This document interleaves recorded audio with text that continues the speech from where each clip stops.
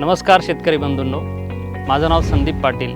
नुजिवडू seeds limited या कंपनीमध्ये मी strategic marketing manager cotton crop या पदावरती काम करतो. प्रति एकर कापसाची जी उत्पादकता आहे ती भारत देशाच्या तुलनेमध्ये इतर देशांमध्ये आजही जास्त आहे. मग उत्पादकता वाढवण्यासाठी वेगवेगळ्या प्रयोगांचा एक भाग आहे प्रति एकर झाडाची संख्या वाढवणे. महाराष्ट्र राज्यामध्ये अशा प्रकारच्या लागवडीला सघन लागवड पद्धत म्हणून संबोधलं जातं. मी ज्या शेतामध्ये उभा आहे इथे कापसाची लागवड ही सघन पद्धतीने केली आहे. 10 फुटाची इथं पट्टी लावलेली आहे. 10 फुटामध्ये प्रत्येक फुटामध्ये 2 झाडं म्हणजे अर्धा फुटाच्या आसपास एक झाड बसलेलं आहे. 2 ओळीतलं अंतर देखील हे 3 फुटाचं आहे. जी पारंपरिक लागवड पद्धत आहे ज्यामध्ये महाराष्ट्रात सर्वात जास्त प्रचलित 4 फूट बाय 2 फूट किंवा 4 बाय 1.5 वरती लागवड केली जाते. या लागवडीमध्ये आणि 3 फूट बाय अर्धा फूट लागवडीमध्ये शेतकऱ्यांना कसा सघन लागवडीपासून कोरडवाहू प्रकारामध्ये हलक्या मध्यम जमिनीमध्ये फायदा होऊ शकतो याचं एक गणित आपण इथे समजून घेऊयात. लागवड अंतर सघन पद्धतीमध्ये जसं मी सांगितलं 3 बाय अर्धा फुटावरती आहे आणि पारंपरिक लागवडीमध्ये आपण 4 बाय 1.5चं अंतर गृहीत धरूयात. प्रति एकर झाडांची संख्या मी ज्या शेतात उभा आहे इथे 29,040 इतकी बसलेली आहे आणि 4 बाय 1.5 वरती लागवड केल्यानंतर 7,260 झाडं एका एकरमध्ये बसतात. त्यानंतर प्रति झाड सरासरी बोंडांची संख्या या शेतामध्ये 20-21 बोंडांची झाडं आपण बघितलेली आहेत, परंतु सरासरी बोंडांची संख्या आपण 12 जरी गृहीत धरली तरी सुद्धा वावगं ठरणार नाही. तेच जर आपण 4 बाय 1.5ची लागवड केली तर साधारणतः 20-22 बोंड 25 बोंड कोरडवाहू प्रकारामध्ये त्यापेक्षा वरती काही आपल्याला बोंड हे मिळत नसतात. सरासरी बोंडांचं वजन आपण करून बघितलं ते 5.8 ग्रामपर्यंत आलं, परंतु आपण पहिल्या वेचणीचं बोंड घेत असल्यामुळे 3 वेचण्यांचं सरासरी अनुमान जरी काढलं तरी सुद्धा आपल्याला या लागवड प्रकारामध्ये 5 ग्रामचं बोंड हे मिळणार आहे. इतर वाणामध्ये जर बघितलं तर लागवड अंतर जास्त असल्यामुळे कदाचित होऊ शकतं की थोडंसं बोंडाचं वजन हे जास्त येईल 5.5 ग्रामपर्यंत. प्रति झाड उत्पादन जर आपण ग्राममध्ये घेतलं तर ते उत्पादन 60 ग्राम येईल. हे 60 ग्राम घेतलं आपण 12 × 5 12×5 60 ग्राम उत्पादन प्रति झाड आपल्याला या लागवड प्रकार देणार आहे.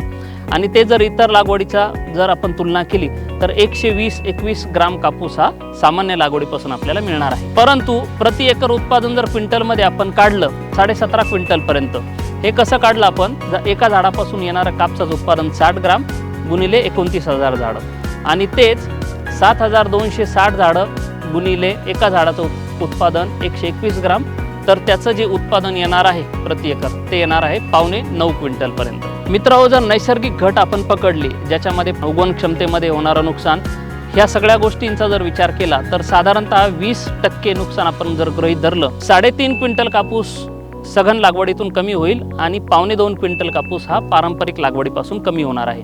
तरी देखील प्रति एकर अंदाजे उत्पन्न जर आपण घेतलं तर 13.92 14 क्विंटलचं उत्पादन हे आपल्याला सघन पद्धतीतून मिळतंय आणि पारंपरिक लागवड पद्धतीतून 7 क्विंटलपर्यंत आपण कोरडवाहू प्रकारामध्ये हलक्या जमिनीमधून घेतोय. जी पारंपरिक लागवड पद्धत आहे यामध्ये कापूस उत्पादनासाठी लागणारा जो खर्च आहे हा साधारणतः 32,000 रुपये प्रति एकर येतो, ज्यामध्ये नांगरणीपासून तर कापूस वेचणीपर्यंतचा हा खर्च इथे आपण गृहीत धरलेला आहे. सघन लागवड पद्धतीमध्ये प्रति एकर पाकिटं बसलेली आहेत 6. सामान्यतः प्रति एकर 2 पाकिटे लागतात. अतिरिक्त 4 पाकिटांचा खर्च हा 3400 रुपये आहे. तसेच वाढ नियंत्रकाचा वापर करणे या पद्धतीसाठी अनिवार्य आहे. बाजारामध्ये चमत्कार सारखी औषधं मिळतात किंवा इतर तत्सम औषधे आपण वापरू शकतात ज्याच्यामध्ये मॅपिक्वॉट क्लोराईड नावाचा घटक असावा.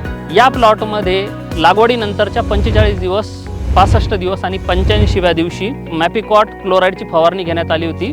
त्यामुळे या प्लॉटची उंची थांबली आणि आपल्याला जास्तीत जास्त बोंड मिळण्यासाठी उपयोग झाला. मित्रहो, जर पर्जन्यमान जास्त असलं तर आपण झाडांची शेंडे देखील खुडून उंची नियंत्रणात आणू शकतो. वाढ नियंत्रकाचे विविध फायदे आहेत.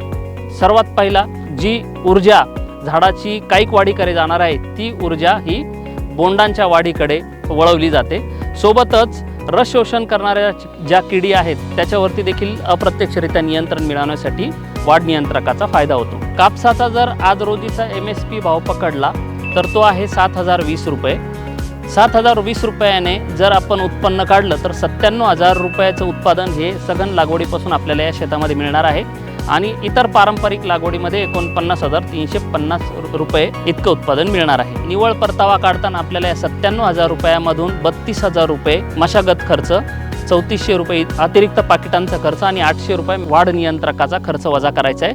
तरी देखील निव्वळ नफा आपल्याला जे आहे या शेतापासून ते मिळणार आहे 61,500 रुपये. तेच जर आपण पारंपरिक लागवड करत गेलो तर 17,000 17,500 रुपये आपल्याला उत्पन्न हे मिळणार आहे. सघन पद्धतीचा अवलंब केल्यानंतर आपल्याला मिळणारं अतिरिक्त उत्पादन ते आहे 44,000 रुपये पारंपरिक लागवडीच्या तुलनेमध्ये. नुजिबीडू सीड्स लिमिटेड या पद्धतीच्या लागवड प्रकारामध्ये विविध प्रकारची वानं शेतकऱ्यांसाठी उपलब्ध करून देत आहे, ज्यामध्ये आध्या, अर्मिता, NCS 858 या प्रकारची वानं येतात. या लागवडीसाठी सुगठित प्रकारचं झाड हे आवश्यक असतं, ज्याची उंची अतिरिक्त व्हायला नको आणि याची बोंड धारण करण्याची क्षमता देखील चांगल्या प्रकारात पाहिजे. कमी कालावधीमध्ये परिपक्व होणारं वाण आपल्याला निवड करावं लागतं. आध्या, NCS 858, अर्मिता या प्रकारची जी वानं आहेत ही लवकर परिपक्व होतात आणि सघन लागवडीसाठी अतिशय पूरक अशी आहेत. तर शेतकरी मित्र हो, शेवटी आपणा सर्वांना एकच आवाहन करेल, जर आपल्याला अतिरिक्त उत्पादन कोरडवाहू जमिनीतून घ्यायचं असेल तर मला वाटतं सर्व शेतकरी बंधूंनी सघन लागवड पद्धतीचा अवलंब करावा आणि आपले उत्पादन वाढवावे. धन्यवाद.